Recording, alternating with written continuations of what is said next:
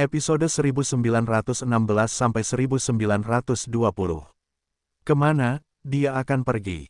Sui Meiyin berkata sambil menangis. Jangan terlalu khawatir, dia akan datang. Lagi pula, dia bukan lagi. Suaranya memudar menjadi keheningan sebelum dia bisa menyelesaikan kalimatnya. Pada akhirnya, Mu Xuanyin menurunkan pandangannya dan berbisik, aku akan mengikutinya dari jauh. Sementara aku melakukannya, tolong beritahu Ratu Iblis tentang ini. Dia akan menemukan sesuatu.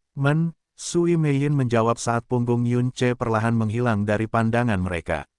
Aku bisa memata-matai jiwa seseorang, tapi aku tidak pernah bisa melihat menembus jiwa Sister King Yue. Aku dapat memelihara jiwa seseorang, tetapi sekali lagi satu-satunya orang yang tidak dapat aku bantu adalah kakak Yun Ce. Ini semua salahku, kalau saja aku melakukan yang lebih baik. Itu bukan salahmu. Mu Xuanyin menggelengkan kepalanya. Tidak mungkin melakukan satu hal dengan kesempurnaan mutlak di dunia ini. Kebetulan dengan batu pencitraan abadi Wuxin, lebih seperti putaran nasib daripada kecelakaan. Petik 2. Dia memahami perasaan Sui Meiyin lebih baik dari yang dia kira. Itu karena dia juga menyembunyikan rahasia yang tidak pernah bisa dia bicarakan dengan Yun Ce. Putri yang telah hilang selamanya bahkan sebelum dia bertemu dengannya. Saat aura kacau Yun Ce bergerak semakin jauh dari mereka, Mu Xuanyin menyembunyikan kehadirannya dan mulai mengikutinya. Namun, dia berhenti sejenak sebelum berbalik untuk bertanya, Meiyin, apakah kamu tahu kemana Dewa Bulan dan utusan surgawi dari alam Dewa Bulan telah menghilang? Kejutan melintas di wajah Sui Meiyin sejenak sebelum dia mengangguk perlahan. Sister King Yue menggunakan World Piercer untuk membuat ruang khusus di alam bawah yang jauh, itu adalah pilihan terakhir jika kematiannya tidak cukup untuk menyelamatkan alam Dewa Bulan. Paling tidak, garis hidup inti dari alam Dewa Bulan akan diselamatkan. Petik 2. Kupikir begitu. Mu Xuanyin menghela nafas pelan. Selama beberapa tahun terakhir, Ciu Yao telah memobilisasi kekuatan wilayah ilahi untuk mencari Dewa Bulan dan utusan Dewa Bulan yang tersembunyi tanpa hasil. Itu adalah hal lain yang tetap menjadi simpul yang belum terpecahkan di hati Ratu Iblis. Sekarang dia tahu yang sebenarnya. Ada satu hal lain yang diperhatikan Mu Xuanyin. Xia King Yue tidak dilahirkan di alam Dewa Bulan, dan dia bahkan bukan Kaisar Dewa Bulan selama lebih dari 1 dekade. Namun, dia tampak sangat terikat dan bahkan terobsesi dengannya karena suatu alasan. Alam semesta adalah tempat yang berisi daerah bintang yang luas dan bintang yang tak terhitung jumlahnya. Namun, cahaya mereka gagal memantulkan sedikit pun cahaya di matanya. Tubuhnya diseret oleh arus ruang yang kacau kemana-mana. Dia tidak tahu di mana dia bahkan melayang ke. Sekali waktu, dia percaya bahwa Xia King Yue adalah orang yang menghancurkan bintang kutub biru. Namun, dialah yang benar-benar menabur benih kehancurannya, sementara Xia King Yue adalah pelindung diam yang sebenarnya. Dialah yang memaksanya untuk berevolusi dan berjalan di jalan yang seharusnya dia jalani sejak awal. Dia bahkan menyelamatkannya, dunia rumahnya, keluarganya, jiwanya, segalanya. Tanpa dia bekerja keras diam-diam di belakang punggungnya, dia masih akan kehilangan segalanya bahkan jika dia entah bagaimana selamat dari jebakan maut. Dia masih akan terjebak di wilayah ilahi utara yang dingin dan sunyi sekarang, tersesat, kesepian, dan nyaris tidak bertahan hidup. Tetapi, mengapa kamu memilih untuk pergi tanpa memberitahu siapapun? Aku telah menjadi pria yang kamu inginkan, aku berdiri di ketinggian kamu memimpikannya, aku berdiri sekarang. Jadi mengapa kamu tidak di sini untuk menyaksikannya? Kamu tidak dapat mengatakan yang sebenarnya kepada aku saat itu karena cara terbaik untuk mendorong aku untuk tumbuh adalah dengan memutuskan keterikatan dan keraguan-raguan aku sepenuhnya. Tapi mengapa kamu memilih apa yang kamu lakukan setelah itu? Apa yang kau pikul di pundakmu, kenapa kau tidak membiarkanku membawanya dan menghadapinya bersamamu, tidak peduli seberapa putus asanya itu? Kamu membuka jalan bagi aku dan membimbing aku ke kehidupan terbaik yang bisa aku minta, tetapi mengapa kamu memberi diri kamu akhir yang suram? Yun Ce dari klan Yun memiliki istri dari klan Xia, King Yue. Dia tidak berbakti kepada mertuanya, dia bermusuhan dengan klannya, dia membunuh ayah dan saudara laki-lakinya sendiri, dia tidak berperasaan dan tidak memiliki kebenaran, dia berbisa seperti kalajengking dan ular, menggunakan 10.000 kata, masih sulit untuk mencatat semua kejahatannya. Aku telah memutuskan untuk menceraikanmu dan kita akan memutuskan setiap hubungan yang kita miliki satu sama lain mulai sekarang. Mulai hari ini dan seterusnya, kita tidak berutang apa-apa selain kebencian, kebencian yang akan berlangsung selama-lamanya. Hah, Yun Ce tertawa, tapi itu lebih menyedihkan daripada air mata. Butir-butir merah darah meluncur turun dari bibirnya yang berkedut lagi dan lagi. Dia telah menyelamatkan seluruh hidupnya, tapi dia telah meninggalkannya hanya dengan tatapan yang paling penuh kebencian, kutukan yang paling kejam, dan kehancuran semua yang dia hargai. Bahkan yang lebih mengoyak jiwa adalah kenyataan bahwa dia telah pergi untuk selamanya, jadi tidak ada sedikit pun kesempatan baginya untuk menebus kesalahannya atau menebus dosa-dosanya. Sebelum dia menyadarinya, dia telah tiba di ruang yang luar biasa sunyi. Itu adalah wilayah bintang paling kosong di wilayah ilahi timur yang luas sejauh ini. Hanya beberapa bulan yang lalu, dia telah menjelaskan kepada Yun Wuxin dengan nada paling tenang dan acuh tak acuh yang bisa dia kumpulkan bahwa itu adalah lokasi dari alam dewa bulan sebelumnya. Pada saat itu, tidak ada setitik pun dari dunia bintang sebelumnya yang dapat ditemukan. Itu benar, tidak peduli di mana dia melihat, tidak ada jejak alam dewa bulan yang dapat ditemukan lagi. Yun Ce mengulurkan tangan gemetar ke arah kekosongan di depannya. Sekali waktu, di sini terbentang alam bintang yang dia perintahkan, ruang yang telah lama dia tinggali. Jari-jarinya berangsur-angsur kehilangan kekuatan, tetapi dia tidak bisa menyentuh bahkan setitik pun dari kehadirannya lagi. Pikiran dan tubuhnya melayang sekali lagi. Ketika dia kembali ke dirinya sendiri setelah waktu yang tidak ditentukan kemudian, dia menemukan bahwa dia berdiri di wilayah bintang kosong lainnya. Di sanalah dia, Qianye Yinger dan Xia Qingyue saling bertarung sampai mati. Akibatnya, semua planet dan bintang di wilayah bintang di sekitarnya hancur. Dengan kekuatanku saat ini, aku hanya bisa mempertahankan wilayah suci ini selama 100 napas. Saat itu, Xia Qingyue telah menyalakan vitalitasnya untuk menciptakan domain Divine Pylon ungu yang sangat kuat segera setelah pertempuran dimulai. Dia bahkan berhasil menempatkan dia dan Qianye Yinger pada posisi yang kurang menguntungkan untuk sementara waktu. Kemudian, dia menghabiskan hampir seluruh kekuatannya untuk mencoba membunuh Qianye Yinger. Dia telah menghukum dirinya sendiri sejak awal. Semua yang dia lakukan selama pertempuran hanya untuk membunuh Qianye Yinger. Qianye Yinger sekarang adalah budakmu. Kamu bisa menyuruhnya berkeliling, memanfaatkannya, melampiaskan amarahmu padanya, mempermalukannya, dan memperkosanya sesukamu, kamu bisa melakukan apapun yang kamu mau padanya. Tapi ada sesuatu yang harus kamu ingat. Dia masih seseorang yang harus aku bunuh. Menjadikannya budakmu dengan skemaku ini bukan berarti aku tidak ingin membunuhnya. Sebaliknya, itu hanya berarti aku tidak bisa membunuhnya sekarang. Apapun yang terjadi di antara kalian berdua bukan urusanku. Tapi, kamu pasti tidak boleh mengembangkan perasaan apapun padanya. Bahkan lebih dari itu, kamu pasti tidak boleh memiliki anak bersamanya. Memahami. Petik 2 1000 tahun dari sekarang, Qianye Yinger harus mati di tanganku.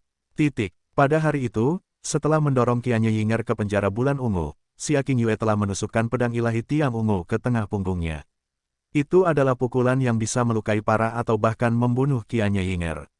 Namun, dia telah memblokir serangan itu dengan tubuhnya sendiri dan mendapatkan lubang berdarah di pinggang atas usahanya.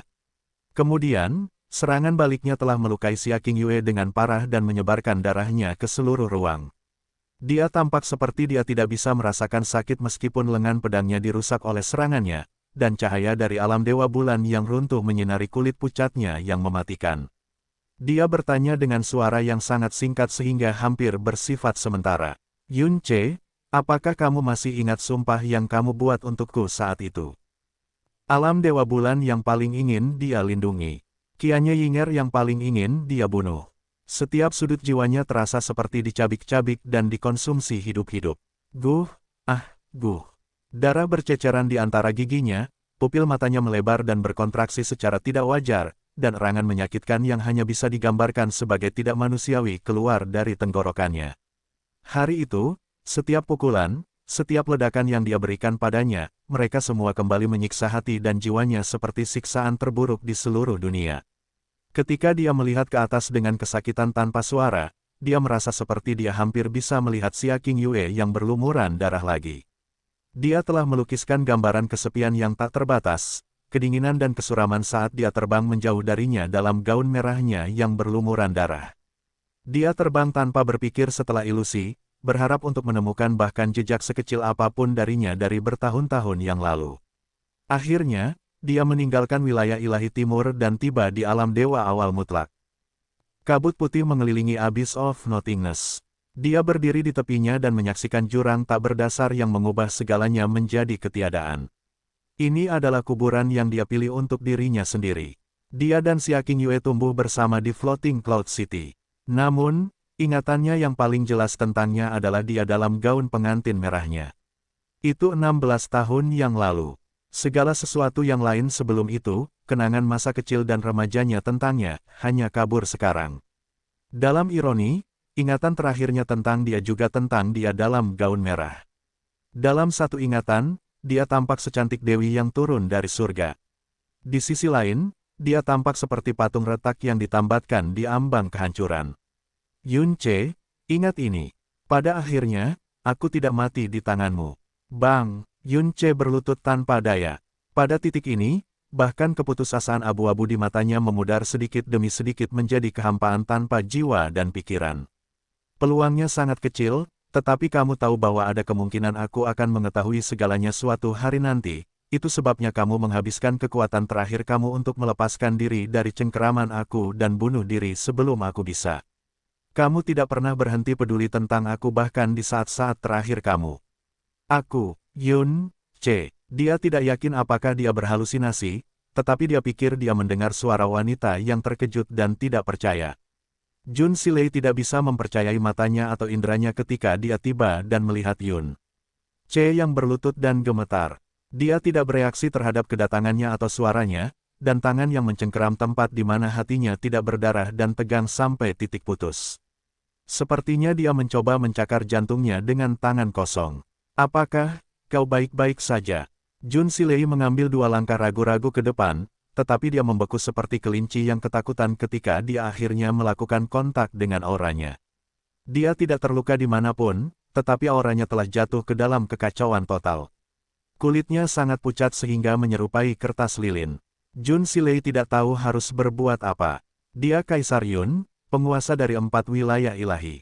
Apa yang bisa membuatnya? Tiba-tiba, wajah pucat Yun Ce memerah.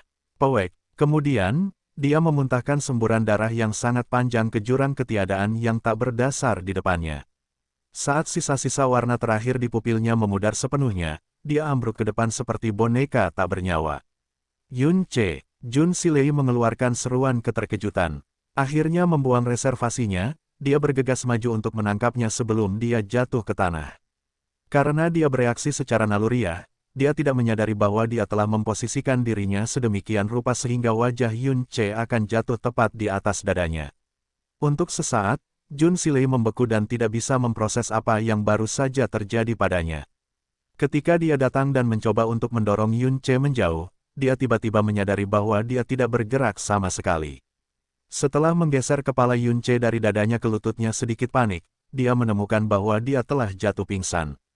Namun, bahkan dalam keadaan ini, dia menggertakkan giginya, dan wajahnya berputar tak terkendali kesakitan. Bekas gigitan berdarah di bibirnya hanya membuat situasi ini semakin mengejutkan. Di belakangnya, kehadiran kuno perlahan mendekat. Tuan, Jun Silei bertanya dengan bingung, apa yang terjadi padanya? Jun Wuming menghela nafas kecil sebelum menjawab, sangat menyakitkan seolah-olah jiwanya terputus, dan hatinya terbakar. Dia pasti menderita trauma psikologis yang mengerikan. Trauma psikologis. Jun Silei memandang pria di bawahnya dan merasakan rasa sakit yang langka. Pada ketinggian dan pengalaman hidupnya, satu-satunya orang yang bisa memojokkannya sejauh ini adalah dirinya sendiri, kata Jun Wuming dengan nada suram. Jika aku harus menebak, dia mungkin menemukan bahwa dia memiliki andil dalam sesuatu yang sama sekali tidak bisa dia maafkan.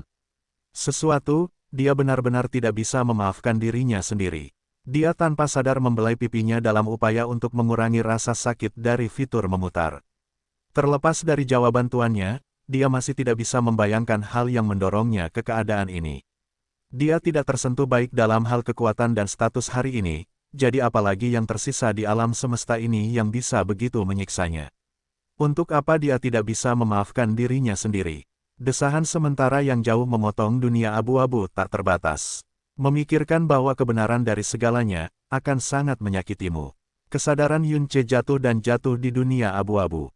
Rasanya seperti dia tidak akan pernah mencapai dasar. Itu kamu. Suara jauh seorang wanita secara bertahap menjadi akrab baginya.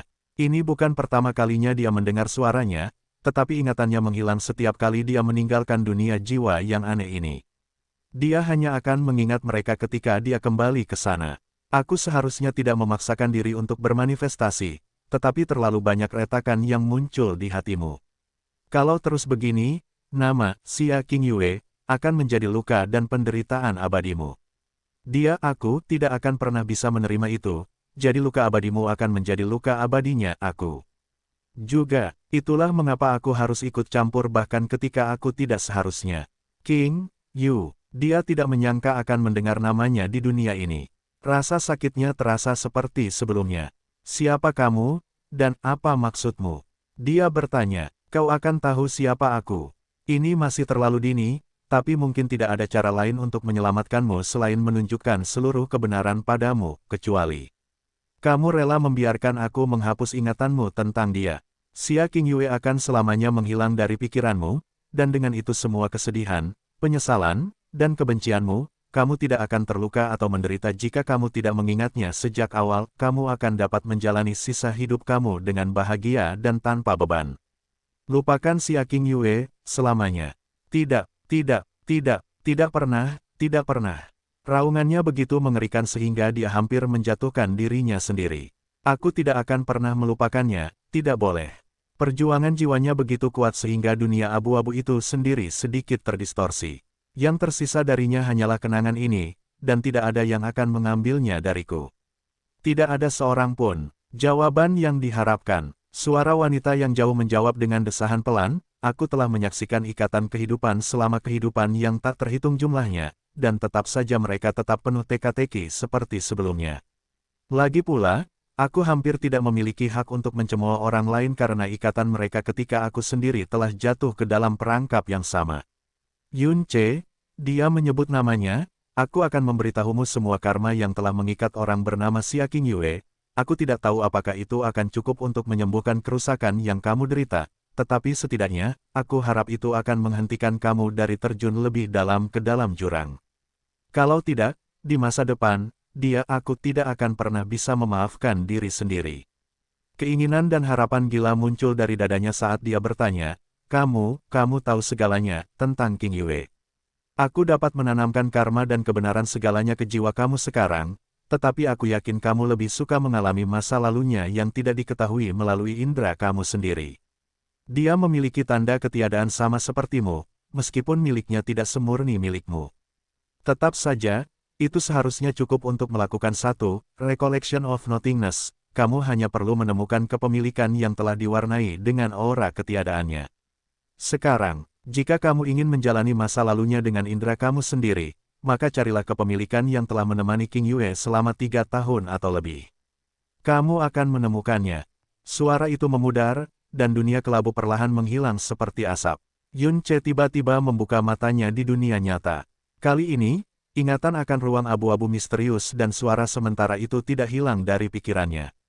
Dia ingat setiap kata sejelas hari. Carilah harta yang telah menemani Qingyue selama 3 tahun. Milik Qingyue. Dia duduk sebelum dia bahkan bisa mengidentifikasi lokasinya saat ini.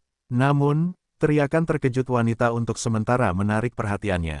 Kamu, pikirannya diklik. Dia saat ini berada di pusat alam dewa awal absolut. Jurang ketiadaan ada di belakangnya, Jun Silei ada di sampingnya, dan Jun Wuming melihat ke arahnya tidak jauh. Namun, dia tidak punya waktu untuk menjelaskan satu kata pun. Dia terhuyung ke depan, disorientasinya menyebabkan dia tersungkur ke tanah dengan keras sebelum dia terhuyung-huyung kembali berdiri dan terbang ke udara. Kepemilikan yang telah menemani Qingyue selama 3 tahun atau lebih. Kata-kata itu berulang-ulang dengan sedikit terputus-putus di benaknya. Dia mungkin harus bertanya-tanya tentang identitas pemilik suara dan mengapa dia tahu segalanya. Dia tidak bisa melepaskan pikiran itu sekarang. Alam Dewa Bulan, tempat termudah untuk menemukan barang semacam itu telah dimusnahkan tidak lain oleh dirinya sendiri. Itu sama untuk semua harta milik Xia Qingyue pada dirinya. Dia telah menghancurkan mereka dengan kebencian selama waktunya di wilayah ilahi utara.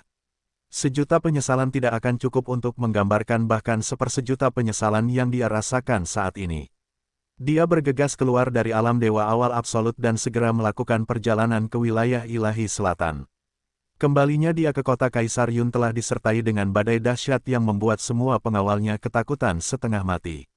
Sebelum mereka bisa mengetahui apa yang sedang terjadi, dia telah melewati formasi dimensi yang menghubungkan kota Kaisar Yun ke benua langit yang mendalam dan berteleportasi ke sana. Floating Cloud City, kediaman Xia. Setelah turun di halaman dengan bunyi gedebuk dan menyedot pelayan terdekat ke dalam cengkeramannya, dia bertanya, yang mana dari kamar-kamar ini adalah kamar tidur King Yue, katakan sekarang. Ketika dia masih muda, dia sering datang ke sini untuk bermain dengan Xia Yuanba, tapi untuk beberapa alasan, dia tidak bisa mengingat di mana kamar tidur Xia King Yue muda sama sekali. Pelayan yang malang itu tentu saja ketakutan. Untuk kedua kalinya, pertama kali adalah Ciwu Yao, dia menunjuk dengan jari gemetar ke arah kamar tidur terdalam. Dia muncul di depan ruangan dalam sekejap, tetapi dia menangkap dirinya sendiri dan menarik auranya ke tingkat yang tidak berbahaya. Kemudian, dia perlahan mendorong pintu terbuka dengan telapak tangan gemetar. Dia menemukan persis apa yang ditemukan Ciwu Yao saat itu. Yang dia temukan hanyalah perabotan paling sederhana dan bahkan tidak ada setitik pun Xia King Yue dimanapun. Dia berbalik dan menyedot pelayan yang tertegun itu ke dalam genggamannya lagi. Dia bertanya sambil terengah-engah, mengapa kamarnya begitu kosong? Di mana semua barang yang dia tinggalkan? Di mana itu? Aku, pelayan pucat pasi itu membuka dan menutup mulutnya setidaknya belasan kali sebelum dia akhirnya ingat bagaimana berbicara. Kami tidak pernah menyentuh kamar Nona. Setelah dia menyapu seluruh kediaman Xia belasan kali tanpa hasil, dia mendorong pelayan itu menjauh dan menghilang ke dalam celah spasial yang dia robek. Sobekan, di Black Moon Merchants Guild, sebuah keretakan tiba-tiba muncul tepat di depan Xia Hongyi. Yun Ce kemudian melangkah keluar dari sana. Sebelum dia bisa mengatakan sepatah kata pun, Yun Ce yang tampak liar muncul tepat di depannya dan berkata dengan suara yang paling mendesak, Paman Xia, apakah kamu memiliki barang milik King Yue bersamamu? Pakaian, perhiasan, apa saja. Yun Ce sudah melakukan yang terbaik untuk mengendalikan dirinya, tapi dia masih terlihat sangat mengejutkan bagi Xia Hongyi. Untungnya, lelaki tua itu dengan cepat menenangkan diri dan menjawab tanpa berpikir, aku tidak membawa apa-apa tentang King Yue. Tidak satu pun. Yun Ce bertanya dengan nada tidak percaya. Tidak, Xia Hongyi menggelengkan kepalanya dengan sangat yakin. Kamu harus tenang, CR. Apa yang terjadi? Dia tidak mendapat balasan. Itu karena Yun Ce sudah pergi. Tidak apa-apa, tidak apa-apa. Masih ada istana abadi awan beku, dia tinggal di sana selama bertahun-tahun. Dia pasti meninggalkan sesuatu. Keretakan spasial muncul di Snow Region of Extreme Ice. Angin dan salju di dekatnya segera terhempas. Gangguan yang tidak wajar menyebabkan Chu Yue-chan dan Chu Yueli melihat ke atas. Itu adalah Yun Ce yang turun ke arah mereka. Kenapa kamu kembali saat ini? Chu Yue-chan sedikit mengernyit. Di mana Wuxin? Tidak ada waktu untuk pertanyaannya. Dia meraih bahunya dan bertanya. Dengan tergesa-gesa, Yue-chan, apakah King Yue meninggalkan harta benda di Frozen Cloud Asgard? Berikan padaku. Memberi aku segalanya. Baik Chu Yue-chan dan Chu Yueli sangat heran. Ciwu Yao telah membuat permintaan aneh yang hampir sama ketika dia pertama kali mengunjungi Frozen Cloud Asgard. Yang lebih mengejutkan lagi adalah fakta bahwa Yun Ce menyebut nama Xia King Yue dengan nada yang begitu mendesak dan gemetar ketika dia menghindarinya seperti wabah sebelumnya. Alih-alih bertanya pada Yun Ce apa yang terjadi, Chu Yue-chan menatap matanya dan menjawab, apakah kamu lupa? Istana abadi awan beku yang lama hancur total selama pertempuran antara Xuan Yuan Wentian dan permaisuri setan kecil. Secara alami, semua harta miliknya dihancurkan. Petik 2. Istana abadi awan beku ini benar-benar baru. Tentu saja kami tidak memiliki barang milik Xia King Yue di sini. Yun Ce menjadi kaku untuk sesaat, tapi dia mengingat sesuatu dan berbalik ke Chu Yueli selanjutnya. Yueli, kamu dulu adalah Master King Yue, kan? Kamu pasti memiliki sesuatu yang dia berikan kepada kamu atau apapun, kan? Petik 2. Sayangnya tidak ada. Chu Yueli menggelengkan kepalanya. Tidak memilikinya untuk mengingatnya, pada kenyataannya, adalah salah satu penyesalan terdalam dalam hidupku. Warna mata Yun Ce memudar. Lengannya terkulai lemas di sisi tubuhnya, dan napas yang dia tahan keluar melalui bibirnya. Dia kemudian duduk tanpa daya di atas salju yang dingin dan sedingin es di bawahnya. Rumahnya, Istana Abadi Awan Beku, Alam Dewa Bulan. Ini adalah satu-satunya 3 tempat yang Xia Qingyue tinggali untuk waktu yang lama selama hidupnya yang singkat. Namun, rumahnya kosong, Moon God Realm dihancurkan oleh dirinya sendiri, dan bahkan Frozen Cloud Asgard. Seolah-olah tidak ada apapun kecuali kenangan tentangnya yang tersisa di dunia ini. Tidak, ini tidak mungkin, aku pasti melewatkan sesuatu. Tenang, tenang. Chu Yueli melihat bola-balik antara Yun Che dan kakak perempuannya. Dia tidak tahu harus berkata apa dalam situasi ini. Chu Yue-chan perlahan berjongkok di depan Yun Che dan bertanya padanya, ceritakan padaku apa yang terjadi. Apakah itu, terkait dengan King Yue? Yun Che tidak menjawabnya. Semua pikirannya terfokus pada mencengkeram tengkoraknya sendiri dan menenangkan dirinya sendiri. Namun, pikiran kacau di benaknya tidak mungkin dihentikan. Setiap sel di tubuhnya berteriak untuk menemukan barang milik Xia Qingyue secepat mungkin. Pada saat inilah seorang gadis imut dan lembut melompat ke arah mereka dengan ekspresi kebahagiaan murni di wajahnya.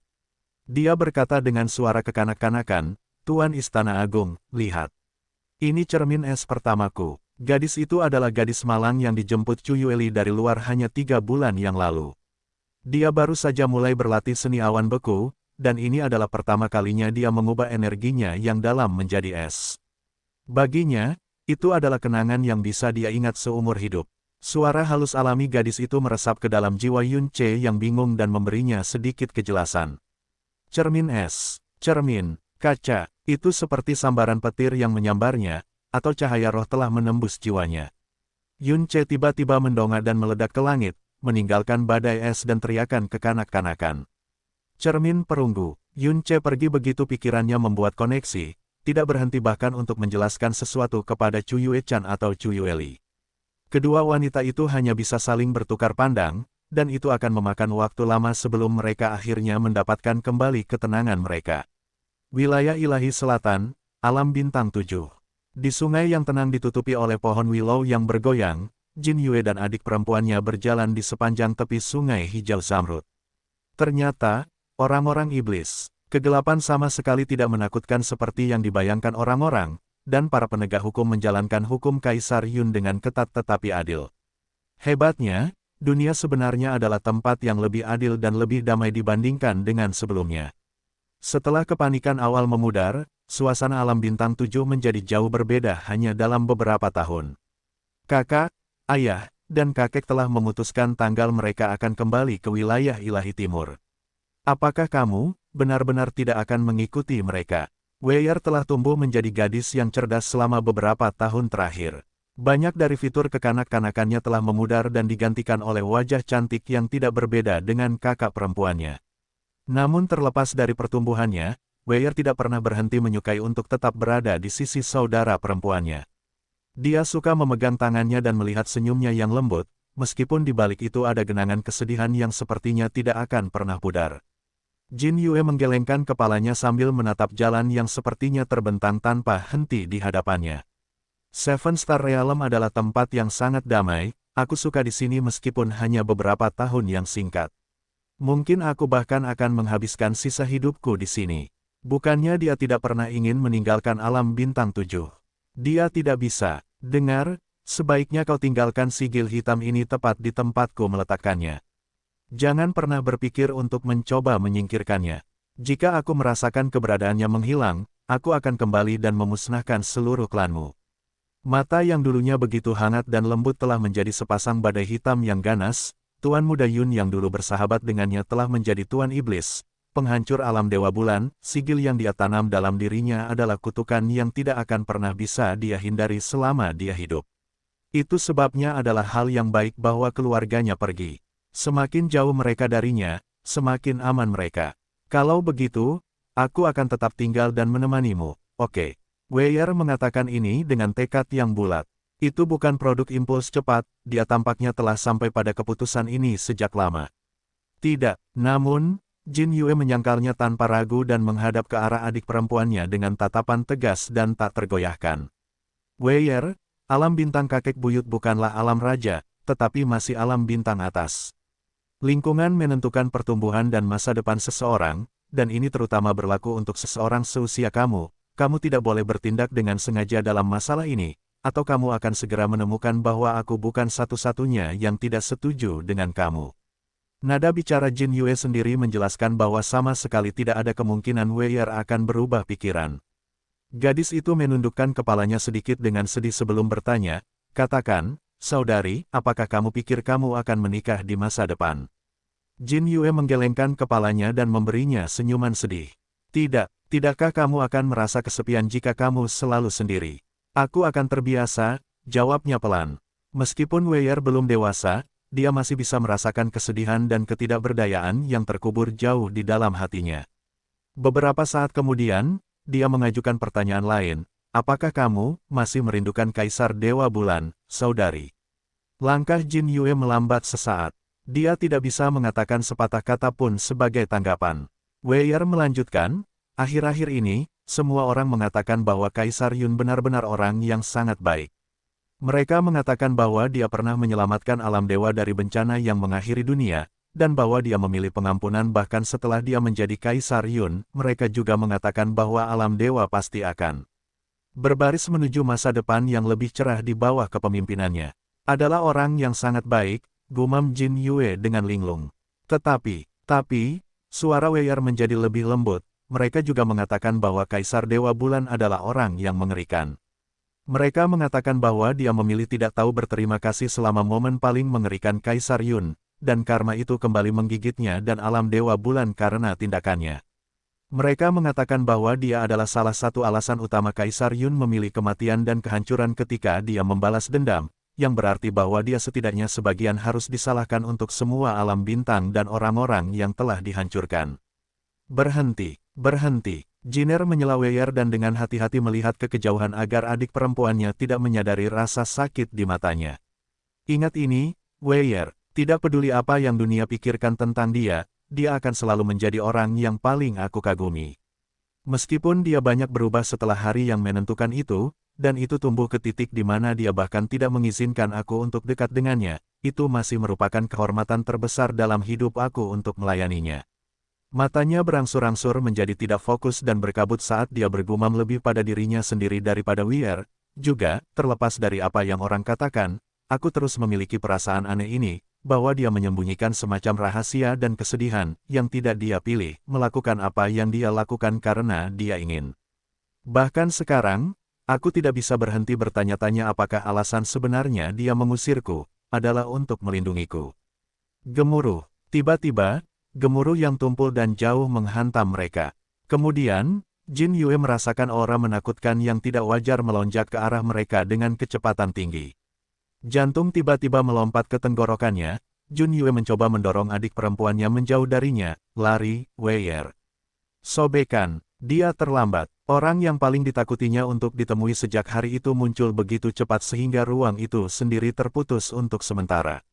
Jin Yue merasa seperti seseorang telah menenggelamkan seluruh tubuhnya dalam es yang dingin. Dia menarik Wei Er di belakangnya sebelum berkata, Kaisar Yun. Yun Ce tidak membuang kata-kata. Dia hanya mengulurkan tangannya ke arahnya dan memerintahkan, beri aku cermin perunggu yang dia tinggalkan. Hati Jin Yue tenggelam ke dasar. Ada yang tidak beres dengan pria di depannya. Matanya adalah sepasang kolam hitam teka-teki seperti biasa, tapi dia merasa seperti ada sesuatu yang menggigil di belakang mereka. Suaranya juga anehnya serak karena suatu alasan. Tetap saja, nada dominan dan tekanan alaminya sudah cukup untuk mencekiknya dengan ketakutan dan teror. Cermin perunggu yang diperintahkan Xia King Yue untuk dihancurkan adalah warisan dari ibunya sendiri. Ini adalah pertama kalinya Jin Yue tidak mematuhi perintahnya karena dia takut tuannya akan menyesali keputusannya. Dia tidak pernah berpikir bahwa itu akan menjadi satu-satunya kenang-kenangan dari Xia King Yue. Yun Ce telah membunuh Xia King Yue, dan sekarang, dia akan mengambil bahkan kenang-kenangan terakhirnya. Tapi dia tidak bisa menyangkalnya. Wei Er tepat di belakangnya, belum lagi keluarganya. Dia tidak berani ragu terlalu lama, dia juga tidak memiliki kekuatan untuk menolaknya. Perlahan dan menyakitkan, dia mengambil harta terpenting dalam hidupnya. Dia bahkan belum berhasil melepaskan cengkeramannya ketika gelombang energi yang dalam merenggutnya langsung dari jari-jarinya.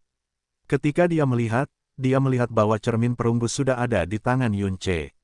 Bendungan di mata Jin Yue langsung pecah. Dia merasa seolah-olah seseorang telah mencungkil lubang dari hatinya. Dan itu terasa sangat menyakitkan dan kosong. Butuh seluruh kekuatannya untuk menahan diri agar tidak menangis tersedu-sedu. Cermin perunggu itu kecil dan halus. Itu terbuat dari logam yang dianggap sangat umum bahkan di antara alam bawah. Yunce merasakan momen kegembiraan dan kelegaan yang luar biasa ketika cermin itu akhirnya berada di genggamannya, tetapi mereka segera diliputi oleh kesedihan yang lebih besar. Dia memiliki seluruh alam semesta di bawah kakinya. Tapi si King Yue hanya memiliki cermin perunggu kecil ini. Dia perlahan dan hati-hati memegang cermin erat-erat sebelum memunggungi Jin Yue dan Wei'er. Kemudian, dia bersiap untuk pergi.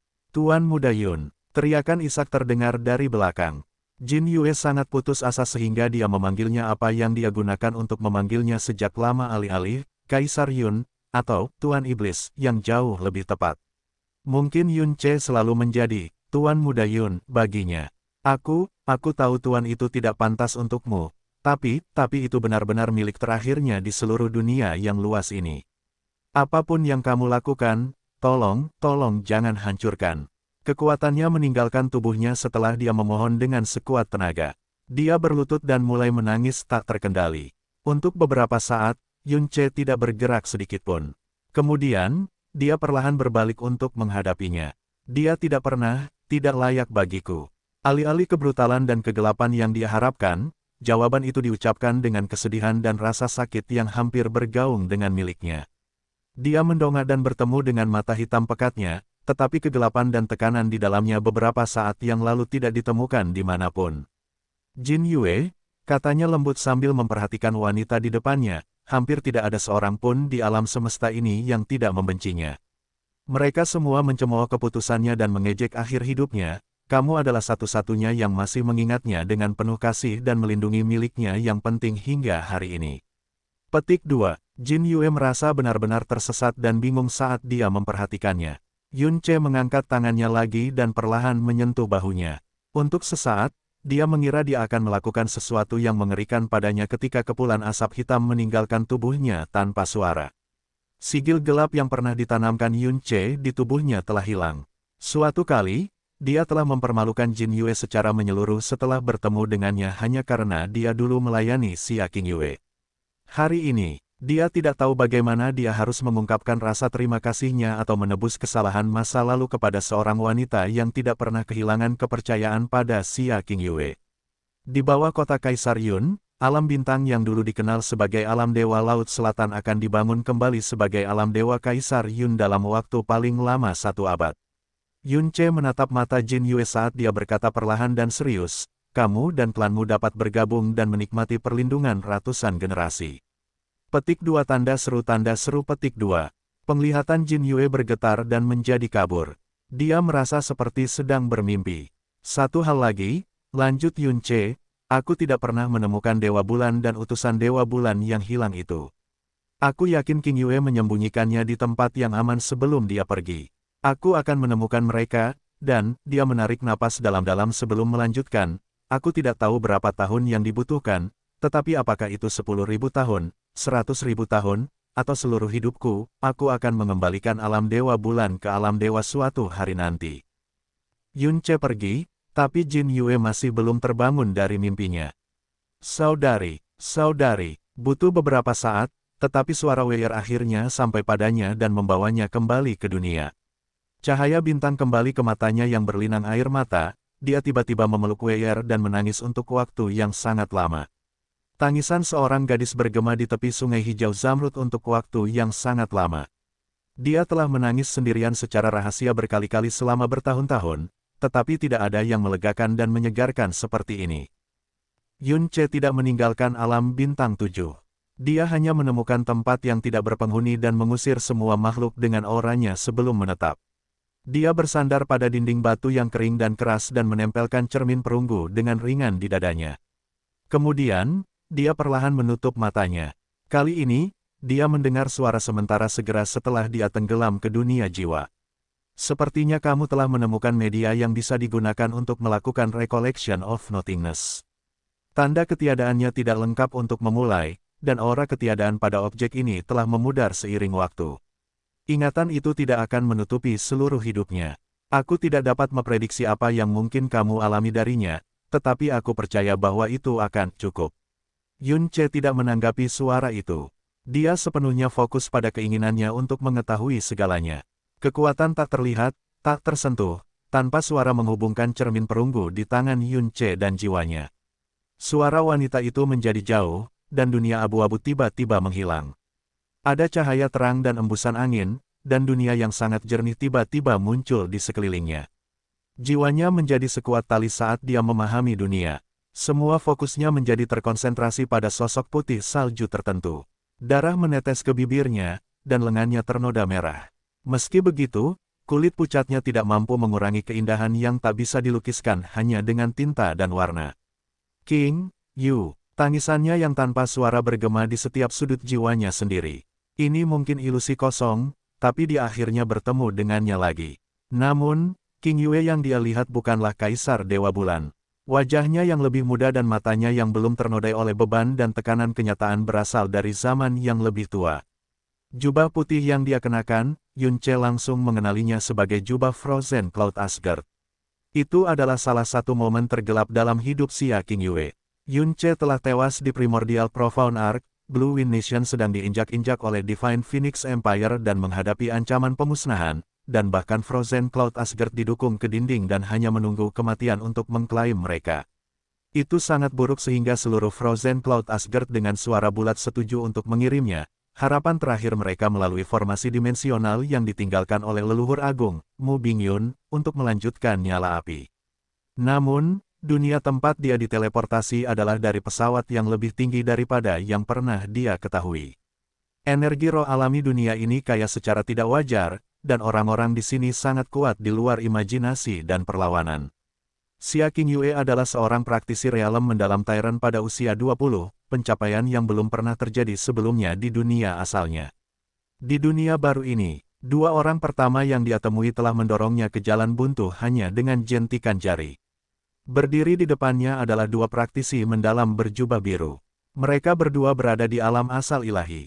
Di alam dewa, alam asal ilahi hanyalah garis awal dari jalan ilahi seseorang. Namun, bagi Xia King Yue, itu adalah dinding keputusasaan yang tidak bisa dia harapkan untuk dilampaui, apapun yang terjadi. Ya ampun, dia mungkin bahkan menyaingi Ratu Naga dan Dewi Lady yang legendaris, kata pria di sebelah kanannya dengan mata penuh nafsu dan tangan yang menggenggam. Jika kita menawarkannya kepada Master Sekte sebagai upeti, aku yakin dia akan memberi kita setidaknya 10 pelet skala biru. Set, tutup perangkapmu. Kami akan mati jika ada yang mendengar hujatanmu, pria di sebelah kirinya menegur temannya dengan kasar. Namun, bibirnya dengan cepat melengkung menjadi seringai, aku telah melihat banyak keindahan, tetapi satu yang sangat luar biasa, aku berani mengatakan bahwa dia mungkin menggoda bahkan Kaisar Dewa untuk berbuat dosa. Di tempat dan waktu yang berbeda, dia akan menjadi milik eksklusif seorang raja kerajaan, dan kita akan dihukum karena kejahatan menatapnya terlalu lama. Namun, dia jelas bukan orang penting, dan dia hanya seorang mortal realem tyrant. Dia menatap temannya dengan mata setengah tertutup. Apakah kamu yakin ingin menawarkannya kepada Master Sekte? Bahkan jika kamu tidak ingin melepaskannya, maka aku hanya bisa mendukung keputusanmu, bukan? Kedua pria itu saling bertukar tawa yang paling jelek dan jahat. Semua yang Xia King Yue dengar, Yun Ce juga mendengarnya sebagai hal yang biasa. Dia mengunci persepsi spiritualnya pada duo tersebut dan mengingat setiap karakteristik orang-orang mereka. Dia hampir berharap bahwa mereka masih hidup dan sehat di masa sekarang. Jika ya, dia secara pribadi akan menempatkan mereka melalui siksaan paling kejam yang bisa dibayangkan di Primal Chaos bahkan jika mereka tidak pantas mendapatkan satu jilatan pun dari perhatiannya. Xia King Yue perlahan mengangkat lengannya yang berlumuran darah dan memanggil lapisan es baru di pedangnya. Hah, masih akan menolak dengan sia-sia. Petik 2. Praktisi mendalam di sebelah kanannya dengan santai mengarahkan jari ke arahnya dan menjentikkannya seolah-olah bercanda. Ding, es pecah, dan pedang itu patah menjadi dua. Namun, pedang patah yang dipegang Xia King Yue malah mengarah ke lehernya. Dia telah memancing mereka untuk membantu dia melakukan bunuh diri. Pada saat yang sama, dia mengumpulkan semua energinya yang dalam untuk menghancurkan nadi hidupnya sendiri. Kedua praktisi yang mendalam memucat ketika mereka menyadari apa yang terjadi. Mereka tidak berpikir bahwa Xia Qingyue adalah tipe wanita yang lebih suka menyerah daripada menyerah pada mereka. Mereka mengeluarkan tangisan aneh dan menerkam ke arahnya, tetapi semuanya bergerak terlalu cepat. Alam asal ilahi atau tidak mungkin mereka bisa menghentikannya tepat waktu. Pada saat inilah ledakan yang membosankan namun sangat menakutkan terdengar dari langit yang jauh. Itu adalah suara ruang itu sendiri yang digeser. Pada saat yang sama, tekanan yang cukup kuat untuk mencakup seluruh dunia jatuh dari langit. Pedang Xia Qingyue membeku sebelum bisa mengenai lehernya yang seputih salju. Energi mendalam yang dia kumpulkan untuk menghancurkan nadi hidupnya sendiri telah membeku juga. Tekanan yang menyelimuti seluruh dirinya benar-benar tak terlukiskan. Itu membekukan tubuh dan auranya secara menyeluruh sehingga dia tidak bisa menggerakkan satu jari pun bahkan jika dia mengerahkan semua kekuatannya ke satu titik. Itu sama untuk dua praktisi mendalam lainnya. Sebuah bahtera kecil yang dalam dengan panjang sekitar 300 meter muncul di langit. Berdiri di haluan bahtera adalah seorang pria parubaya berjubah ungu muda dengan tangan terlipat di belakang punggungnya. Bahtera yang dalam mengeluarkan angin kencang saat bergerak, tetapi tidak satupun dari mereka dapat mempengaruhi pria parubaya itu dengan cara apapun. Semua cahaya di dunia tampaknya terfokus pada orangnya sampai orang tidak bisa melihat apa-apa selain dia. Hanya dengan melihatnya membuat dua praktisi yang mendalam merasa ingin berlutut dan bersujud dalam penyerahan. Itu belum semuanya. Simbol profound yang mereka lihat sekilas di profound bahtera tepat sebelum menghilang dari pandangan menyebabkan pupil mereka melebar hingga mencapai titik puncaknya. Itu adalah bulan suci, totem alam Dewa Bulan. Bahkan dalam mimpi terliar mereka pun mereka tidak membayangkan bahwa mereka akan melakukan kontak dengan kerajaan suatu hari nanti. Tiba-tiba, pria di haluan mengalihkan pandangannya. Seolah-olah sebagai tanggapan, seberkas energi ilahi yang menghancurkan jiwa terbang ke arah Xia Qingyue dan keduanya. Namun, baik balok dan bahtera yang dalam tiba-tiba membeku seolah-olah waktu itu sendiri telah berhenti. Kemudian, di tengah ruang yang membeku, pria itu perlahan turun ke tanah yang begitu rendah sehingga bahkan tidak layak untuk diinjak olehnya. Tiga sosok mengikuti di belakang tuan mereka dan turun ke tanah juga. Namun, mata mereka dipenuhi dengan kejutan dan kebingungan.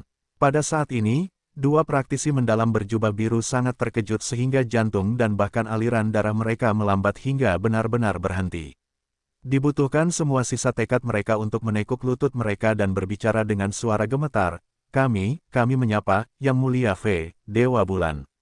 Mereka tidak tahu, dan tidak akan pernah percaya bahkan jika mereka tahu, bahwa pria yang berdiri di depan mereka tidak lain adalah Kaisar Dewa Bulan, Yue Wuya sendiri. Agar adil, tiga pengawal bulan di belakang Yue Wuya tidak dapat memahami mengapa Kaisar Dewa Bulan mereka secara pribadi turun untuk menangani sesuatu yang begitu sepele dan umum.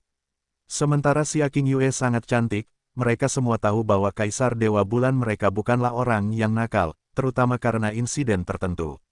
Dia hampir tidak pernah melakukan kontak fisik dengan wanita lain kecuali dia. Tiba-tiba, sebuah pikiran terlintas di benak mereka sekaligus. Tunggu sebentar, wanita ini. Apakah hanya aku, atau apakah dia terlihat seperti seorang penjaga bulan mau tidak mau mengirimkan transmisi suara kepada rekan-rekannya? Kesunyian. Dia segera dibungkam oleh kedua temannya. Yue Wuya bahkan tidak memberikan perhatiannya kepada kedua praktisi berjubah biru itu. Sejak awal, dia telah menonton Xia Qingyue dan Xia Qingyue sendirian. Dia adalah orang yang membekukan pedangnya yang patah dan energinya yang dalam sebelum dia bisa bunuh diri. Siapa nama kamu? Dia bertanya. Suaranya terdengar acuh tak acuh dan bermartabat seperti yang diharapkan dari seorang kaisar dewa. Tetapi tidak ada yang tahu bahwa dia benar-benar menekan gelombang antisipasi dan harapan yang tidak wajar yang bahkan dia tidak tahu dari mana asalnya. Xia Qingyue memperhatikan pria yang turun dari langit dan menakut-nakuti kedua penjahat itu hingga terdiam hanya dengan kehadirannya. Dia tidak ragu bahwa dia adalah pria yang luar biasa kuat dan penting bahkan di dunia ini. Matanya menunjukkan bahwa dia adalah seorang pria yang sudah lama terbiasa berkuasa, dan akal sehat mendiktekan bahwa dia harus melangkah dengan sangat hati-hati di sekelilingnya. Namun, dia tidak hanya tidak merasakan bahaya darinya, dia bahkan merasakan kepercayaan yang tak dapat dijelaskan terhadapnya. Xia Qingyue, ini adalah pertama kalinya dia menyebut namanya di dunia yang aneh ini. Nama yang tidak dikenal, aura mendalam yang belum memasuki jalan ilahi. Yue Wuya mengerutkan kening dan hendak mengajukan pertanyaan lain ketika dia menyadari sesuatu. Murid-muridnya berkontraksi dalam realisasi. Jantung kaca berlapis salju. Pada ketinggian Yue Wuya, hampir tidak ada yang bisa mengganggunya lagi. Namun, dia dan 3 pengawal bulan di belakangnya jelas tercengang oleh kata-katanya. Orang akan berpikir bahwa pertanyaan Yue Wuya berikutnya ada hubungannya dengan Heart of Snow Glaze Glass, tetapi itu adalah sesuatu yang sepertinya tidak masuk akal sama sekali. Apakah kamu berusia 22 tahun sekarang? Petik 2 tanda tanya petik 2. Jejak kebingungan melintas di mata Xia King Yue. Ya atau tidak? Yue Wuya bertanya dengan nada lebih keras. Matanya bahkan sedikit gemetar. Ya, jawab Xia King Yue. Jawabannya menyebabkan dada Yue Wuya naik turun dalam sekejap. Keheningan singkat kemudian, dia berkata, bunuh mereka. Penjaga bulan di tengah bertindak saat dia mengucapkan kata-kata itu. Kedua praktisi yang mendalam berjubah biru bahkan tidak pernah mendapat kesempatan untuk berteriak sebelum mereka larut menjadi abu di bawah semburan sinar bulan. Pada saat ledakan itu memudar, bahkan abu itu telah benar-benar tersebar menjadi ketiadaan. Masih berdiri di tempatnya, Yue Wuya berkata, sekarang, bunuh dirimu. Suara tanpa emosi itu mengejutkan ketiga penjaga bulan. Mereka bertiga berlutut saat penjaga bulan di sebelah kanan berkata dengan panik, Kaisar Dewa, kami benar-benar setia pada alam Dewa Bulan. Dia tidak menyelesaikan kalimatnya karena ledakan tiba-tiba mengganggunya. Itu adalah penjaga bulan yang membunuh 2 praktisi mendalam sebelumnya melakukan bunuh diri dengan meledakkan nadi hidupnya sendiri. Di dunia ini, hanya ada satu tipe orang yang bisa dipercaya untuk menyimpan rahasia. Orang mati. Yue Wuya perlahan menutup matanya. Pengawal bulan dari alam Dewa Bulan, aku tidak dapat memahami sesuatu yang begitu sederhana. 2 penjaga bulan yang tersisa menggigil, tetapi terdiam. Jika Kaisar Dewa mereka ingin mereka mati, maka mereka harus mati. Tidak mematuhinya hanya akan membuat mereka mendapatkan kematian yang lebih buruk dan membahayakan keluarga mereka. Berdengung, maka kedua pengawal bulan melepaskan cahaya bulan terakhir dalam hidup mereka dan melakukan bunuh diri. Ketiga penjaga bulan adalah penguasa ilahi yang kuat yang bisa memerintah sebagai raja di dunia bintang tengah. Sekarang, mereka semua mati karena Yue Wuya menginginkannya. Pada saat itu, Xia King Yue terlalu hijau untuk memahami apa yang terjadi di sekitarnya. Setelah bangkit dan mengumpulkan satu-satunya energi profound yang bisa dia kendalikan ke ujung jarinya, dia bertanya, siapa kau? Dia terlihat seperti dia, usianya sepadan, dan jelas dari energinya yang dalam bahwa dia baru saja naik dari alam yang lebih rendah. Dia bergumam bingung pada dirinya sendiri alih-alih menjawab pertanyaan Xia King Yue, untuk hati kedua dari kaca berlapis salju muncul di dunia ini, hanya bisa menjadi dia. Mustahil untuk mengatakan apakah ekspresinya adalah kegembiraan atau rasa sakit saat ini. Jawab aku satu pertanyaan terakhir, dia bertanya lagi. Apakah ibumu meninggalkanmu ketika kamu berusia 4 tahun? Petik 2 tanda seru tanda tanya petik 2. Mata Xia King Yue bergetar hebat. Sebenarnya, lupakan saja. Namun, Yue Wuya telah berbalik bahkan sebelum dia bisa melihat reaksinya. Apakah karena dia takut mendengar jawaban yang dia harapkan, atau sebaliknya? Datang, aku akan membawamu ke seseorang. Jangan khawatir, aku tidak ingin menyakitimu. Jika aku melakukannya, kamu tidak akan selamat dari jentikan jari bahkan jika kamu memiliki 1.000.000 nyawa. Jika kamu menolak tawaran aku, kamu akan menyadari bahwa kultivasi kamu dan hati kamu dari kaca berlapis salju akan dengan cepat membawa kamu ke dalam jurang. Adegan berubah kabur, dan lingkungan Yun Ce kembali ke abu-abu sebelumnya. Xia King Yue telah bertemu Yue Wuya pada hari pertama dia diteleportasi ke alam dewa. Dia sebenarnya telah memberitahunya tentang hal ini, tapi masih menyakitkan bagi Yun Ce untuk menyaksikan pengalaman sebenarnya dengan matanya sendiri. Dia bukan kultivator cara ilahi, namun wajahnya cukup bagus untuk menggoda bahkan seorang kaisar dewa. Tidak peduli apa yang dilakukan Xia King Yue, itu akan selalu berakhir dengan cara yang mengerikan baginya kecuali keajaiban terjadi. Faktanya, dia telah lolos dari satu situasi fatal hanya untuk segera memasuki jurang yang lebih dalam. Namun, keajaiban memang terjadi. Dia telah bertemu Yue Wuya dari semua orang dan dibawa ke alam Dewa Bulan sebelum bahaya nyata dapat dilakukan padanya. Namun, ada yang aneh dengan ingatan ini. Reaksi Yue Wuya setelah bertemu Xia King Yue untuk pertama kalinya sangat membingungkan Yun Ce. Yun Ce belum pernah bertemu Yue Wugu secara pribadi, tetapi dia telah mendengar dari Mu Suanyin bahwa Xia King Yue paling baik 3/4/10 mirip dengan ibunya dalam hal penampilan. Pada pandangan pertama, tidak ada yang akan berpikir bahwa dia adalah putri Yue Wugu. Jadi mengapa Yue Wuya, seorang kaisar dewa, memilih untuk berbicara dengan Xia King Yue hanya dengan sekali melirik dari haluan kapalnya? Usia, Heart of Snow Glaze Glass, alam bawah. Sejauh Yun Ce tahu, Yue Wuya tidak membuat hubungan bahwa Xia King Yue mungkin putri Yue Wugu setelah menanyakan pertanyaan-pertanyaan ini. Itu adalah kebalikannya. Kemungkinan itu muncul di benaknya hampir begitu dia melihatnya, dan pertanyaan-pertanyaan itu hanya untuk mengkonfirmasi kecurigaannya. Dunia keabu-abuan memudar sekali lagi, dan pemandangan baru terbentang di lautan jiwa Yun Ce. Itu adalah dunia saku yang sangat indah dengan rumput hijau, kumpulan bunga, dan sungai yang menenangkan. Bulan lembut yang tergantung di langit juga menambahkan lapisan misteri ke lanskap. Dunia saku yang praktis tidak bisa dimasuki siapapun dan tidak ada yang tahu terletak di kota bulan ilahi dari alam dewa bulan. Xia King Yue berdiri di bawah pohon yang tinggi dan sangat lebar dengan kanopi hijau kebiruan. Dua orang sedang duduk berhadap-hadapan di depannya. Orang pertama adalah Kaisar Dewa Bulan, Yue Wuya. Orang kedua adalah seorang wanita yang tampak pucat dengan gaun merah. Yue Wuya menekan satu jari ke area tepat di atas ulu hati. Itu adalah tempat di mana vena jantung berada. Matanya tertutup, dan pikirannya sepenuhnya terfokus. Dalam waktu yang tidak ditentukan kemudian, rasa sakit tiba-tiba melintas di wajahnya.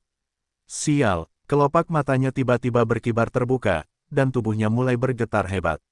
Terlepas dari upaya terbaiknya untuk menekan reaksinya, dia masih memuntahkan seteguk darah bau yang mewarnai tanah menjadi merah. Wuya, wanita berbaju merah buru-buru mengangkat tangannya untuk menangkapnya.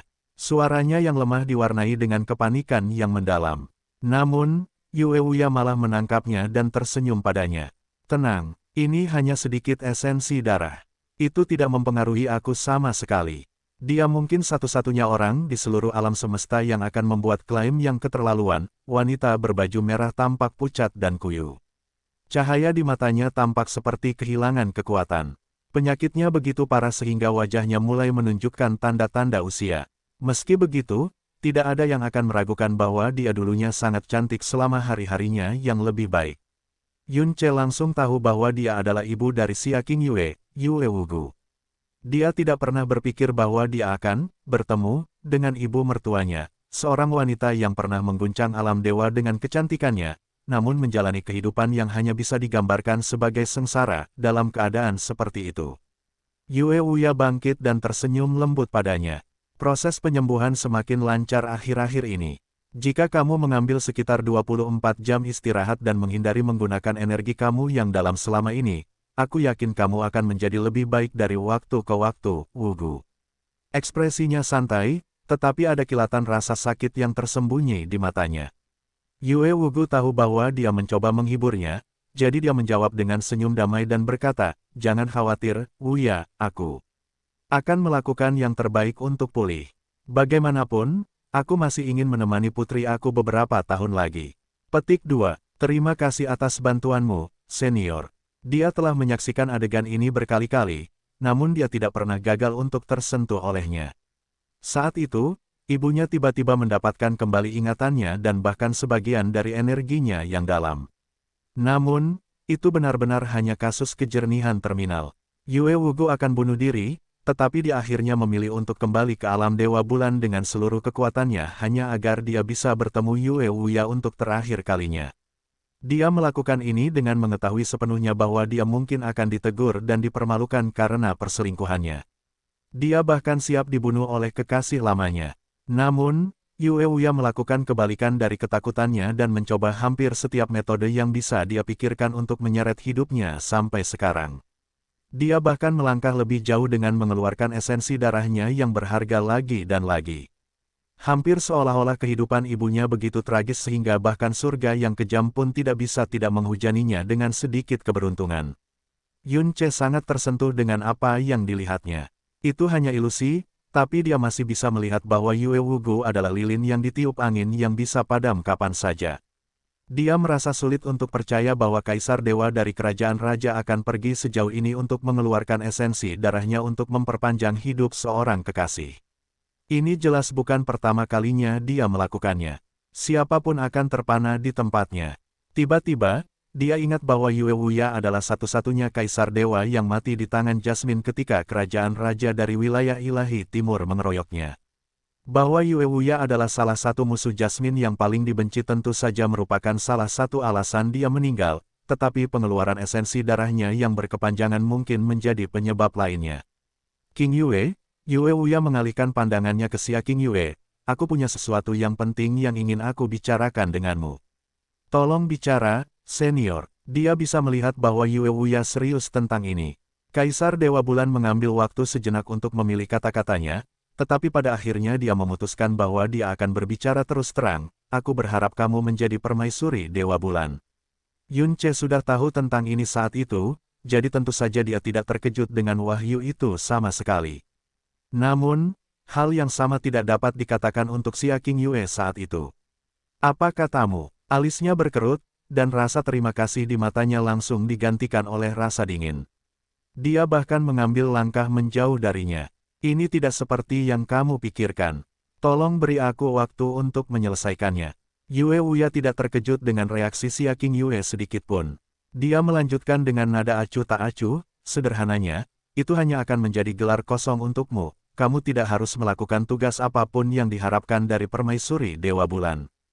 Petik 2. Kosong. Kerutan Xia King Yue tetap dalam dan dingin. Jika kamu hanya memberikan aku gelar selir kekaisaran, maka tentu saja. Namun, permaisuri Dewa Bulan adalah hal yang sama sekali berbeda. Pernikahan yang hebat harus diadakan, dan undangan harus dikirim ke seluruh alam dewa. Judulnya sama sekali tidak ada artinya. Petik 2. Tenang, King Yue. Kali ini, Yue Wugu yang angkat bicara. Dia menggelengkan kepalanya sambil tersenyum dan berbicara dengan suara yang terdengar seperti angin yang menenangkan. Aku berjanji padamu bahwa dia tidak tertarik padamu seperti itu.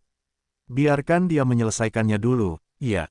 Yue Wuya mengangguk, kamu benar, aku akan mengadakan pernikahan yang hebat, dan aku akan mengirimkan undangan ke semua alam, namun, pengantin wanita yang akan menghadiri pernikahan adalah ibumu, bukan kamu. Yang aku minta dari kamu adalah untuk menunjukkan wajah kamu satu kali. Petik 2. Petik 2 tanda tanya petik 2. Xia King Yue semakin bingung. Apa yang kamu katakan, senior? Yue Wuya menjelaskan, ketika saatnya tiba, aku akan mengadakan bulan dewa di langit terbesar dalam sejarah di kota bulan ilahi. Sebelum upacara pernikahan, kamu akan muncul sebentar sehingga dunia akan mengingat wajah kamu, aura kamu dan nama kamu. Mereka akan menyadari bahwa kamu memiliki hati dari kaca berlapis salju, dan 9 tubuh yang sangat indah, dan memahami mengapa aku menjadikan kamu permaisuri Dewa Bulan. Setelah itu, aku akan melakukan teknik pergantian bintang bulan, dan mentransfer auramu ke ibumu. Itu tidak akan bertahan terlalu lama, tetapi dikombinasikan dengan aura bulan yang kaya dari bulan suci di langit, itu akan menipu semua orang cukup lama bagi kita untuk menyelesaikan upacara pernikahan dengan ibumu. Petik 2. Yue Wuya perlahan menutup matanya dan berkata dengan sungguh-sungguh, itu selalu menjadi penyesalan seumur hidupku bahwa aku tidak bisa menikahi ibumu saat itu. Konyol. Bantuan yang dia berikan kepada Yue Wuya sama beratnya dengan gunung, tapi dia masih tidak bisa menahan diri untuk tidak mengucapkan kata itu. Jika kamu benar-benar mencintai ibuku, jika kamu benar-benar ingin menikahinya, kamu tidak akan peduli dengan pendapat massa. Yue Wuya menggelengkan kepalanya perlahan, aku tidak akan membela diri. Jika suatu hari kamu berada di posisi aku, kamu akan mengerti bahwa ada terlalu banyak hal yang bahkan seorang kaisar dewa tidak dapat menyelesaikannya. Namun, menikahi ibumu dan menghilangkan salah satu penyesalan seumur hidupku hanyalah tujuan sekunder dari lamaranku. Aku melakukan ini demi kamu. Untuk aku, King Yue, kamu mungkin berasal dari alam bawah, tapi kamu mengerti betapa istimewanya dirimu, kan? Suara Yue Wuya semakin dalam. Jantung kaca berlapis salju, 9 tubuh indah yang mendalam. Kedua sifat ini, terutama Heart of Snow Glaze Glass, yang tidak muncul lagi sejak 600.000 tahun yang lalu, akan dianggap sebagai hadiah tak tertandingi dari jalan surgawi. Faktanya, pemilik Heart of Snow Glaze Glass sebelumnya adalah leluhur pendiri alam surga abadi sendiri. Namun, untuk Heart of Snow Glaze Glass dan Nine Profound Exquisite Body muncul pada orang yang sama, Yue Wuya menghela nafas sedikit. Aku telah membaca banyak kitab suci dalam beberapa tahun terakhir, jadi aku dapat mengatakan dengan pasti bahwa itu belum pernah terjadi sebelumnya di seluruh sejarah alam dewa. Dia memang mengerti apa yang dia katakan. Dia bukan lagi anak yang tidak tahu apa-apa ketika dia pertama kali tiba di alam dewa. Selama beberapa tahun terakhir, kamu belum mengambil satu langkah pun dari dunia saku ini. Ini bukan penjara, tapi mungkin juga penjara.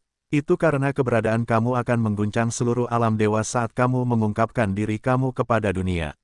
Saat mereka mengetahui bahwa kamu memiliki hati dari kaca berlapis salju dan 9 tubuh yang sangat indah, kamu tidak akan pernah menikmati kedamaian dalam hidup kamu lagi. Apakah gelar itu benar-benar melindungiku? Xia Qingyue bertanya dengan ragu. Saat itu, seluruh dunia tahu bahwa ibuku adalah permaisurimu saat itu, tapi dia masih gagal melepaskan diri dari cengkeraman penjahatnya. Tuduhan Xia Qingyue menyeret ingatan paling menyakitkan Yue Wuya ke dalam cahaya. Raut wajahnya berkerut, dan butuh beberapa saat sebelum dia akhirnya cukup menenangkan dirinya untuk berkata, dan aku telah mempelajari pelajaranku. Gelar kosong tidak akan melindungimu, tidak. Dia mengangkat lengannya dan memanggil cahaya ungu yang tampak semurni kristal. Tapi kekuatan suci tiang ungu dan tahtaku akan. Kali ini, bahkan Yue Wugu terkejut dengan pernyataannya. Dia sama sekali tidak bercanda, bisik Yue Wugu pada dirinya sendiri. Kamu ingin aku, mewarisi kekuatan ilahi pylon ungumu. Xia Qingyue hampir tidak bisa mempercayai telinganya. Dia lahir di alam yang lebih rendah, jadi tentu saja dia tidak memiliki garis keturunan Dewa Bulan. Namun, 9 tubuh indahnya yang mendalam memungkinkannya untuk mewarisi kekuatan suci apapun dengan sempurna, bahkan jika itu adalah kekuatan suci Dewa Bulan. Dan tahtaku, Yue Wuya menekankan tanpa lelah. Qingyue, kamu pada akhirnya adalah orang luar dari alam Dewa Bulan, dan bahkan fakta bahwa kamu membawa 9 tubuh indah yang mendalam dan hati dari kaca berlapis salju tidak cukup untuk membuat kerajaanku memperlakukanmu seperti salah satu dari kami sendiri.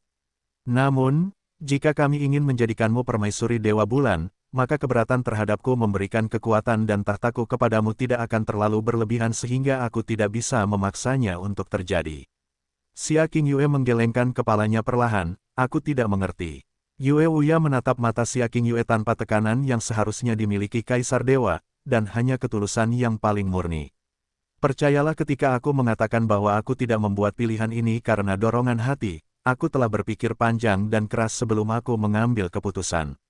Singkatnya, Yue Wuya menawarkan Xia Qingyue kekuatan ilahi Dewa Bulan dan tahta Kaisar Dewa, untuk sementara waktu, bahkan dia tidak percaya bahwa dia akan membuat keputusan seperti itu. Dia yakin Xia Qingyue akan menerima tawarannya. Tidak ada alasan baginya untuk menolak tingkat kekuatan dan status tertinggi yang tersedia untuk alam semesta saat ini baik itu untuk keselamatannya sendiri atau kendali atas nasibnya sendiri. Namun, dia melihat Xia Qingyue perlahan tapi tegas menggelengkan kepalanya sebagai penolakan yang jelas. Senior, bantuan yang aku dan ibuku berutang padamu sama beratnya dengan gunung. Jika suatu hari aku harus mati untuk membayar mereka, aku akan tetap berbaris menuju kematian aku tanpa sedikit pun penyesalan atau kebencian di hati aku. Mata Xia Qingyue sejernih cermin, dan hampir tidak ada perjuangan atau keraguan dalam suaranya sama sekali. Namun, aku tidak bisa menyetujui ini. Mengapa? Yue Wuya mengerutkan kening dalam kebingungan. Baik itu kamu, ibumu atau aku, pengaturan ini benar-benar bermanfaat bagi kita semua. Bahkan jika sesuatu terjadi selama upacara pernikahan, akulah yang akan menanggung semua konsekuensinya. Alasan apa yang mungkin kamu miliki untuk menolak ini? Petik 2. Xia Qingyue hanya menutup matanya dan berkata, aku minta maaf karena mengecewakanmu. Tidak ada yang mungkin tahu apa yang dia pikirkan saat itu. Qingyue, kamu, cukup, Wuya. Yue Wugu dengan ringan menyela kekasihnya. Jangan paksa dia jika dia tidak mau menerimanya. Teguran lembutnya sudah cukup untuk membuat Yue Wuya menelan kata-katanya kembali ke tenggorokannya. Dia menghela nafas pelan dan berkata, mungkin aku terlalu terburu-buru. Luangkan waktumu untuk mempertimbangkan ini, Qingyue, ketahuilah bahwa aku tidak punya banyak waktu lagi. Apa maksudmu? Xia Qingyue mendongak. Ini persis seperti apa kedengarannya? Jawab Yue Wuya dengan nada acuh tak acuh, aku telah menerima ramalan dari alam misteri surgawi. Aku akan mati paling lama 5 tahun. Dia ingin memberitahunya bahwa ibunya juga kehabisan waktu, tapi dia tidak mungkin mengatakan hal kejam seperti itu di hadapan Yue Wugu. Xia Qingyue sedikit mengernyit. Senior, kamu adalah Kaisar Dewa Bulan. Bagaimana kamu bisa percaya seperti itu? Aku mengerti maksud kamu. Yue Wuya memotongnya sebelum melanjutkan dengan nada rendah, namun itu adalah ramalan dari alam misteri surgawi. Dia mengakhiri pembicaraannya dengan Xia Qingyue dengan nada tidak menyenangkan itu sebelum setengah berjongkok di samping Yue Wugu. Setelah menyelimutinya dalam selimut cahaya bulan yang lembut, dia berkata, "Istirahatlah, Wugu. Aku akan kembali untuk menemuimu besok." Yue Wugu menatapnya dan berkata, "Kamu adalah orang yang sibuk, kamu tidak perlu mengunjungi aku begitu sering." Petik 2. Yue Wuya hanya tersenyum dan mengusapkan jarinya ke pipi Yue Wugu. Gerakannya begitu lembut sehingga tampak seperti sedang menyentuh batu giok hangat yang bisa pecah jika disentuh sedikit saja. Akhirnya, dia bangkit dan berjalan menjauh dari dunia saku. Setelah melihat Yue Wuya pergi, Xia Qingyue pindah ke sisi ibunya dan bertanya dengan nada lembut, "Apakah yang dia katakan, keinginanmu juga, Ibu?" Yue Wugu memegang tangan putrinya dan berkata dengan suara datar namun lemah, "Ya. Ini adalah penyesalan seumur hidup aku bahwa kami tidak dapat menikah." Tetapi, bayangan Xia Hongyi melintas di mata Yue Wugu, menusuk jantungnya dan menyebarkan rasa sakit ke seluruh jiwanya. Dia menggelengkan kepalanya untuk menghilangkan bayangan itu sebelum tersenyum. "Itu tidak masalah, kamu adalah putri aku, Qingyue, aku ingin kamu dapat menjalani kehidupan yang kamu inginkan, kamu tidak perlu memaksakan diri untuk melakukan sesuatu yang tidak ingin kamu lakukan." Bibir Xia Qingyue terbuka, tapi dia tidak mengatakan apa-apa. Omong-omong, tatapan dan senyum Yue Wugu tiba-tiba menjadi lebih hangat. "Sepertinya hubunganmu dengan Yun Ce yang kamu bicarakan jauh lebih dalam dari yang kamu gambarkan."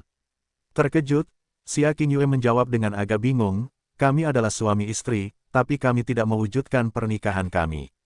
Terlebih lagi, aku meninggalkannya setelah hari pernikahan kami, dan berapa kali kami bertemu lagi setelah itu dapat dihitung dengan 2 tangan. Dengan pemikiran itu, bagaimana mungkin itu bisa menjadi hubungan yang dalam?" Meski begitu, Xia Qingyue menggelengkan kepalanya. "Aku merasa sulit menerima lamaran seperti itu meskipun dia sudah tidak ada lagi di dunia ini." Yue Wugu memperhatikan mata putrinya dengan penuh kasih, "Aku sedih bahwa anak laki-laki kamu tidak selamat dari kecemburuan surga, tetapi aku masih berpikir dia sangat beruntung memiliki seseorang seperti kamu yang merawatnya." Yue Wugu kemudian mengubah topik pembicaraan dan berkata, "Namun, kamu harus memahami betapa besar keberuntungan dan kemalangan untuk memiliki 9 tubuh yang sangat indah dan hati dari kaca berlapis salju. Seandainya kamu berkultivasi tanpa bimbingan di dunia yang ambisius dan berbahaya ini, entah berapa lama waktu yang kamu butuhkan untuk meninggalkan tempat ini." Xia Qingyue menatap langit dan berkata dengan bingung, "Aku bahkan tidak menyadari begitu banyak waktu telah berlalu." Ketika dia tidak menemani ibunya, dia sedang membaca tentang alam dewa atau berkultivasi. Yang terakhir mengambil setidaknya 80% dari waktu dia di sini. Sekarang dia menyebutkannya, "Aku benar-benar merasa ingin keluar untuk melihat bagaimana keadaan dunia luar." "Oh, tidak, kamu tidak." Yue Wugu menggelengkan kepalanya sambil tersenyum. "Bahkan jika kamu entah bagaimana meyakinkanku untuk mengatakan ya, dialah yang memasang penghalang di pintu masuk. Hanya mereka yang terhubung langsung dengannya oleh darah yang diizinkan memasuki tempat ini. Juga, kamu tahu mengapa dia memenjarakan kamu di sini. Ini agar kamu dapat menikmati kedamaian dan ketenangan." "Aku mengerti." Berbicara tentang dunia luar, suara Yue Wugu tiba-tiba melunak, dan matanya menjadi tidak fokus. "Hari ini adalah hari ulang tahun ayahmu, bukan?" Bibir Xia Qingyue terbuka saat dia bergumam.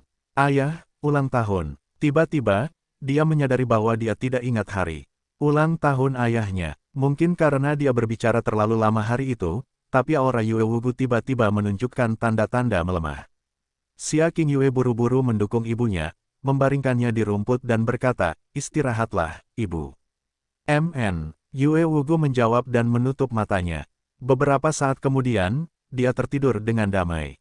Setelah mengawasi ibunya sejenak, Xia Qingyue bangkit dan berjalan hampir tanpa tujuan. "Xia Hongyi, ayahku. Sudah bertahun-tahun sejak aku bertemu dengannya, tetapi aku belum pernah mengunjunginya sekalipun setelah aku memasuki istana abadi awan beku. Hari ini, aku baru menyadari bahwa aku bahkan tidak ingat hari ulang tahunnya.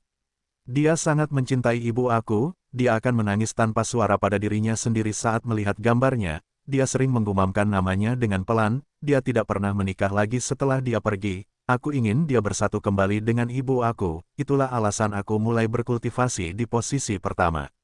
Jadi kenapa aku hanya mengingat sedikit tentang dia? Dan kenapa aku hanya memiliki kenangan yang berhubungan dengan ibuku? Selama waktu aku di alam dewa, aku telah memikirkan tentang istana abadi awan beku, Yuanba, nasib negara angin biru dan banyak hal lainnya, tetapi bukan dia. Bahkan tidak sekali. Aku, bahkan tidak mengingat wajahnya dengan baik lagi. Dia adalah ayahku selama 16 tahun. 16 tahun kenangan, dan mereka begitu samar itu hampir seolah-olah mereka tidak pernah ada di tempat pertama. Apakah aku, benar-benar orang yang berdarah dingin? Dia terus berjalan dalam keadaan ini karena entah berapa lama.